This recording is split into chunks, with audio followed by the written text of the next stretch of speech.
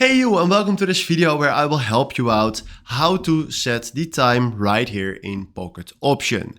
And if you want to do this, what we're going to do right here is we go to the chart and then you see right here the chart type and time frame. So if you want to set the time, we click right here on this option and now you see here all the time frames that we are having. Now we can also enable right here a timer if you want to do that, so you can see right here the time in every minute. But let's say we want to change here the time frame and also the time, it's exactly the same.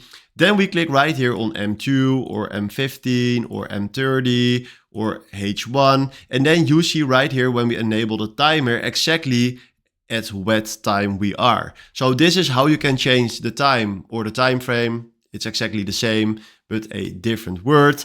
But this is exactly what you need to know if you want to set the time. So hopefully this was exactly the video where I was looking for. Thanks for watching and have a wonderful day. Ciao.